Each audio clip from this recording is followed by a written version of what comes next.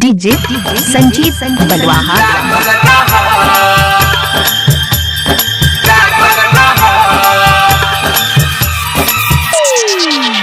संजीत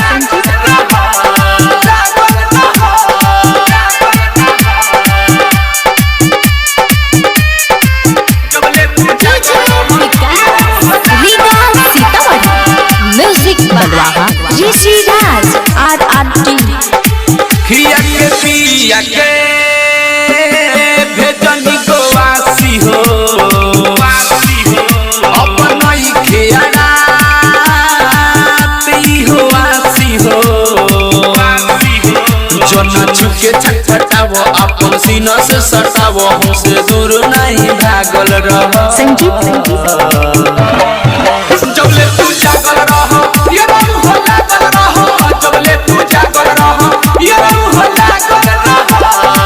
खिया के पिया के भेजनी गोवासी हो अपन ही खियाना ती हो आसी हो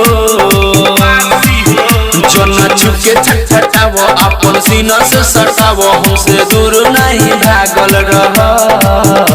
बलवाहा जबले तू जागल रह ये रहू हो लागल रह जबले तू जागल रह ये रहू हो लागल रह।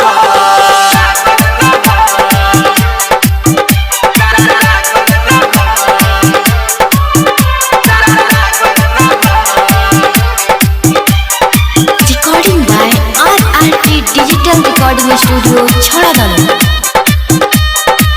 जबले तू जागल रह ये रहू हो लागल रह। डीजे संजीत बलवाहा।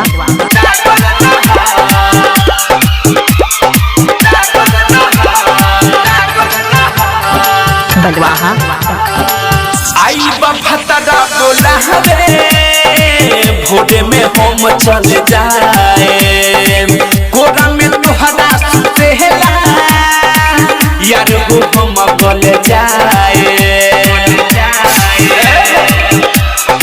संजीत आई बफतरा बोला हवे भोरे में हम चल जाए कोरा में तोहरा सुतेला यार हो हम गल जाए। रात भर लबान कट दो नचानी बजवे में जातल रह। बलवाहा संजीत जबले तू जागल रह ये रहू हो लागल रह जबले तू जागल रह ये रहू हो लागल रह। डीजे संजीत बलवाहा।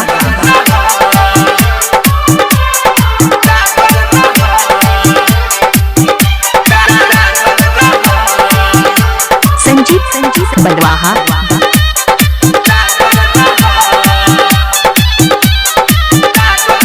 बलवाहा संजीत